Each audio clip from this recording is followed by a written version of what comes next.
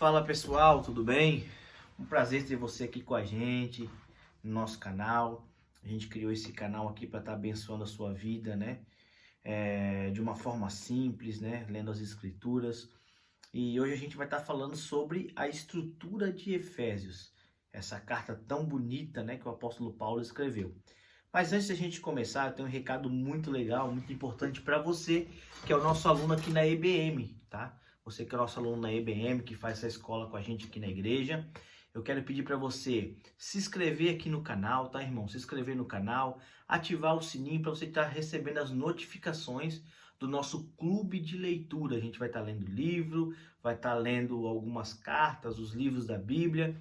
E a gente vai estar fazendo aqui um panorama para vocês dos livros que a gente vai ler, das cartas que a gente vai ler, e também fazendo uma explicação dos livros, versículo por versículo, para sua leitura ser mais proveitosa, tá? Então se inscreve no canal aí para você receber as notificações. E para você aí que, né, tá aqui no canal do YouTube, não é nosso aluno, também não nos conhece, não é da nossa cidade, mas está aqui no canal, que você possa também se inscrever e que você possa ser abençoado por o Evangelho, que nós vamos estar aqui anunciando de uma forma bem simples, tá, irmãos? Então a gente quer começar com a estrutura de Efésios. Essa carta aos Efésios é uma carta, para mim, uma das cartas mais bonitas da Bíblia. Os assuntos que Paulo fala é muito lindo, é muito interessante, nos dá uma visão muito ampla do Evangelho. Mas antes de começar propriamente dito na carta aos Efésios, eu gostaria de explicar um pouquinho o contexto dessa cidade, né? Éfeso não é só uma igreja, Éfeso é uma cidade, né? E a gente vai ver na Bíblia 3 vezes falando a respeito de Éfeso. 3 vezes em que sentido? A gente vai ter em Atos capítulo 19, que é quando Paulo, né, vai evangelizar essa cidade, né? Só para você saber, essa cidade era da Ásia Menor, hoje é localizado na Turquia, né? Na Ásia Menor. A gente vai ver então em Atos 19, Paulo falar sobre Efésios, Paulo indo para Éfeso pregar. A gente vai ter a carta de Paulo aos Efésios, né? E quando Paulo escreve a carta aos Efésios, Paulo está em Roma, preso em Roma. E nós temos também a carta que Jesus manda João escrever, né? Quando João estava isolado na ilha de Patmos, manda escrever uma carta a essa igreja de Éfeso. Bom, para a gente entender o contexto, a gente precisa primeiro saber como que era essa cidade de Éfeso. Essa cidade de Éfeso era uma cidade portuária, tá, gente? Uma cidade portuária. E Paulo escolhe essa cidade estrategicamente, porque era uma cidade muito rica, uma das maiores potências da sua época. É interessante a gente saber que, além de ser uma cidade rica, uma potência da sua época, era uma cidade muito idólatra, muito idólatra. Para você ter uma ideia, por exemplo, lá tinha o templo da deusa Diana. E você vai ler em Atos 19, por exemplo, o povo em praça pública gritando: Salve Diana, rainha dos Efésios. Você vai ver a idolatria do povo à deusa Diana. E de fato, porque a cidade toda girava em torno desse templo da deusa Diana. Toda a cidade, o comércio da cidade, a economia da cidade. Por quê? Porque eles trabalhavam com pingente, era uma cidade muito mística, de feitiçaria, de bruxaria. Então, vendia coisas de bruxaria, vendia coisas. A Éfeso era tão eles andavam tanto no misticismo, para você ter uma ideia, que, por exemplo, que os objetos idólatras que era comprado em Éfeso tinha até uma importância maior, porque era da fonte da idolatria praticamente. Então você vai perceber que é uma cidade muito idólatra, porque ela circula todo ao redor desse templo que é da deusa Diana. Paulo, quando vai para a cidade de Éfeso, ele escolhe a escola de Tirano para pregar, né? Mas a verdade é que a cidade de Éfeso foi impactada pela mensagem do Evangelho. Paulo então está na escola de Tirano pregando o Evangelho. E o impacto do Evangelho nessa cidade, que era muito idólatra, muito mística, é tanto que eles pegam seus livros de feitiçaria e eles fazem uma fogueira em praça pública e queimam os seus livros, queimam os livros de feitiçaria e começam praticamente a haver um alvoroço na cidade. A cidade começa a cair economicamente porque as coisas de idolatria, os pingentes, a obra de feitiçaria, os seus livros não são mais tão vendidos, né? Não são mais tão vendidos porque agora o pessoal está aceitando o Evangelho. Então é uma cidade portuária, uma cidade estratégica, uma cidade rica, que era totalmente idólatra. E é essa cidade que Paulo fica ali 3 anos pregando o evangelho, né? Alguns teólogos vão dizer que ele pregava em média 5 horas por dia. Então Paulo gastou um tempo com essa cidade. Não é à toa que a cidade cresceu uma igreja muito sólida ali. E é essa cidade que Paulo está então em Roma, que ele vai escrever, né? Essa carta de Efésios é uma das 4 cartas da prisão que Paulo vai escrever, como Colossenses, como Filemão. Então Éfeso faz parte dessa carta da prisão. Paulo escreve da prisão de Roma quando ele vai escrever a Éfeso. E ele começa com a carta, né, a estrutura da carta aos Efésios, ele começa falando muitos assuntos que são muito pertinentes para nós hoje. Eu gosto, pelo menos, do começo da carta, para mim é muito importante. Não que o demais seja menos importante, mas é muito lindo, né, o jeito como ele começa. Porque no capítulo 1, ele vai começar com ações de graça e com oração. Você vai ver ele dizendo: bendito Deus e Pai de nosso Senhor Jesus Cristo, o qual nos abençoou com toda sorte de bênçãos espirituais. Então, no capítulo 1 na carta, você vai ver Paulo falando sobre o que Jesus fez com a gente. Ele colocou nós assentados nas regiões celestiais. Você vai ver pelo menos 3 pontos ao longo da carta inteira que Paulo comenta. O primeiro é que Paulo vai nos mostrar a reconciliação em Jesus Cristo entre judeus e gentios, porque havia uma barreira de separação. Alguns achavam que a salvação era só para os judeus. Então Paulo, que é o apóstolo dos gentios, né? Assim ele se denomina, ele vai mostrar que essa barreira foi quebrada e que então judeus e gentios agora em Cristo são um só. Paulo também vai falar sobre a vitória de Cristo sobre os poderes desse mundo. Ele vai falar na carta aos Efésios que Jesus venceu os poderes desse mundo e nos assentou com ele nas regiões celestiais. E Paulo também vai falar sobre a unidade do Espírito. Então, no capítulo 1, Paulo começa com ação de graça e oração, dizendo: bendito é o Deus do nosso Pai, que nos assentou nas regiões celestiais, nos livrando dos poderes desse mundo, nos dando uma nova vida. E aí ele vai explicar isso no capítulo 2, quando ele começa dizendo que nós fomos salvos por meio da graça. Então ele começa orando e dando ações de graças e mostrando que o Senhor nos livrou dos poderes desse mundo. Isso no capítulo 1. E no capítulo 2 ele vai falar um pouquinho sobre essa grandiosa salvação, sobre a graça bendita de Deus que nos salvou mediante a obra de Cristo Jesus. E Paulo então deixa claro na carta aos Efésios que essa salvação que Deus nos deu por meio de Cristo é uma salvação que foi nos dada de graça, ou seja, é mediante a fé e não por meio das obras. É na carta aos Efésios que Paulo explica isso pra gente, que o Senhor nos deu vida quando ainda estávamos mortos em nossos delitos e pecados. E toda essa obra que Jesus fez, a gente consegue acessar, mediante a fé em Cristo Jesus. Então ele começa com ações de graças e uma oração, mostrando que nós estamos assentados nas regiões celestiais com Cristo. E no capítulo 2, ele começa a falar sobre salvação. E essa salvação por meio da graça, somente pela fé. Eu preciso crer para aceitar.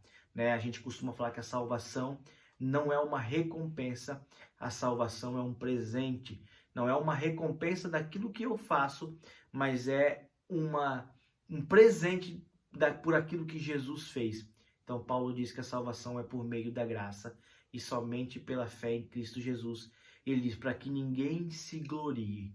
Então não é por obras, não é por aquilo que eu posso fazer, a salvação é por aquilo que Jesus fez. Então no capítulo 2 ele vai falar sobre essa salvação que Deus nos deu mediante a obra de Cristo Jesus. E é ainda no capítulo 1 que ele vai falar a respeito dessa unidade. Que unidade? Entre judeus e gentios. É no capítulo 1 que ele vai dizer que não há mais separação, não há mais diferença, né? A barreira foi quebrada por Jesus. E agora de ambos os povos. Por quê? Porque havia aquela disputa de judeus e gentios. Os judeus tinham dificuldade de aceitar os gentios, porque achavam que a salvação era somente para eles. Então Paulo diz, olha, é o seguinte, gente, a salvação é de graça e não é de graça só para vocês judeus. A salvação é de graça tanto para o judeu como também para os gentios, porque Jesus quebrou a barreira e agora tanto judeus quanto gentios de ambos os povos, Deus fez um novo homem, uma nova natureza. Então nós precisamos nascer de novo e não importa se eu sou judeu, se eu sou gentio, eu preciso nascer de novo. Então é no capítulo 2 que Paulo vai falar que o Senhor nos salvou e essa salvação é de graça e que essa salvação também é para os judeus, quanto para os gentios, para bárbaro, para grego, para qualquer etnia que está em Cristo Jesus e que aceita a obra de Cristo, pode ser salvo mediante a fé. No capítulo 3 é muito interessante porque Paulo vem falando o que Jesus fez na sua obra, nos assentando nas regiões celestiais, depois nos salvando, e essa salvação é de graça. Ele parece que faz uma pausa e ele vai dizer um pouquinho do papel dele, né, nessa obra da reconciliação.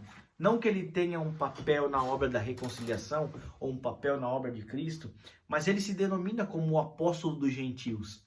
Então ele diz que eu tenho um papel nessa reconciliação, de poder fazer convergir tanto judeus quanto grego em Cristo Jesus. E ele diz no capítulo 3, eu, Paulo, prisioneiro de Jesus, por amor de vós. Ou seja, o meu papel nessa obra é me tornar prisioneiro de Jesus, para que tanto judeus quanto gregos possam ser salvos. Tanto judeus quanto gentios, quanto grego, quanto persa, quanto romano, qualquer etnia, quanto brasileiro, qualquer etnia pode ser salva. Não existe mais um povo especial, né? Não existe mais uma nação que Deus ama exclusivamente, sim, que em Cristo Jesus abriu a salvação para todas as nações, e o Paulo é esse reconciliador, né? A gente pode entender assim. E no capítulo 4, então, né, 4 e 5, ele vai falar justamente isso. Um pouquinho ele vai falar a respeito da unidade, a unidade de judeus e gentios, fazendo eles entender que a salvação é de graça e que a salvação é tanto para o gentio quanto para o judeu. Então ele vai dizer, olha, vocês precisam viver em unidade. Então no capítulo 4 ele vai fazer uma exortação. Que exortação é essa? A exortação da unidade, para que os judeus que creem em Jesus, tanto os gentios que creem em Jesus, possam viver como um só povo, porque ele especifica dizendo que de ambos os povos Deus fez um novo homem. Então, que eles possam viver em unidade, porque em Cristo Jesus não há um melhor e nem outro pior. Em Cristo Jesus nós somos todos iguais, somos nações eleitas, reino de sacerdote e um povo de Deus, não importa a nossa etnia. É no capítulo 4 que ele vai explicar isso, fazendo uma exortação para que o povo viva em unidade. E no capítulo 5, 4 e 5, ele fala da exortação e também ele fala como essa unidade vai funcionar na prática. Então, no capítulo 4, a gente tem ele exortando o povo a viver em unidade. E no capítulo 5, a gente tem ele falando como essa unidade vai funcionar na prática. Essa é a estrutura de Efésios. Paulo começa falando a sua oração e a sua ação de graça, que Deus nos livrou dos poderes desse mundo. Ele vai falar que a salvação era para todos os povos, tanto gentio quanto grego, e ela é de graça, não é por obras, não é por mérito do homem, não é por cumprir a lei para o judeu, e não é nem para o gentio que cumpre um ritual, não. É para todos mediante a fé em Cristo Jesus. E no capítulo 4 ele fala para o povo viver em unidade e ensina como viver essa unidade na prática. Então a gente chega no capítulo de número 6, que é o final dessa carta. É uma carta bem curta, mas muito profunda. E é no capítulo 6 que ele vai falar para a gente se revestir de toda a armadura de Deus. Por que ele fala isso? Porque ele vem explicando, olha, vocês precisam ser uma unidade. Vocês estão assentados com Cristo nas regiões celestiais e Cristo vos livrou dos poderes desse mundo. Portanto, agora vocês têm uma nova vida para viver. Vocês têm uma nova vida diante de vocês para viver, e essa vida é mediante a fé em Cristo Jesus. Agora, eu crio em Cristo Jesus, não importa se sou gentil ou se sou judeu, eu crio em Cristo, eu tenho uma nova vida, e nessa nova vida eu preciso me revestir. Ele disse, revesti-vos de toda a armadura de Deus, né? O capacete, né? A couraça da justiça, o capacete da salvação. Ele vai falar dessa armadura de fé de Efésios, né, que é tão conhecida por nós, no capítulo 6. E ele vai terminando a carta, e eu gosto como ele termina a carta, porque ele ensina sobre fé, ele ensina sobre unidade, ele ensina sobre a salvação da graça, e ele ensina que nós estamos assentados com Cristo nas regiões celestiais. E quando ele vai terminar a carta, ele faz um tipo de uma exortação. Que exortação é essa? Ele diz, olha, gente, eu oro para que vocês mantenham essa fé firme. E até ele fala uma palavra muito interessante, que vocês continuem com um amor sincero. O final da carta, ele diz, vocês foram salvos mediante a fé, vocês foram salvos pela graça de Deus, vocês foram livres dos poderes desse mundo. Agora ame ao Senhor com sinceridade e mantenham firme o vosso amor. Então essa é a estrutura da carta aos Efésios. Paulo nos ensina como Jesus nos livrou dos poderes desse mundo. Paulo nos ensina sobre a unidade que Cristo trouxe, quebrando a barreira entre gentios e judeus. Paulo nos ensina como viver essa unidade. E Paulo também nos ensina essa graça maravilhosa, essa graça extraordinária que a gente só pode alcançar por meio da fé. Não é por obras, é por fé. Então essa é a estrutura de Efésios, e eu quero terminar essa estrutura como Paulo termina Efésios, dizendo, mantenha o seu amor firme e sincero por Jesus. Que você possa continuar amando Jesus com o mesmo amor de quando você começou lá no começo. Mantenha o seu amor sincero e firme. Amém, irmãos? Eu espero que tenha esclarecido um pouco a sua leitura. Espero que essa estrutura torne a sua leitura um pouquinho mais fácil e mais clara. Então eu peço que você leia com calma, preste atenção nos detalhes. Essa carta é muito, muito rica em informações. Aqui foi só um panorama bem simples para a gente poder entender e ler com mais clareza a carta aos Efésios. Amém? Que o Senhor possa te abençoar e até a próxima.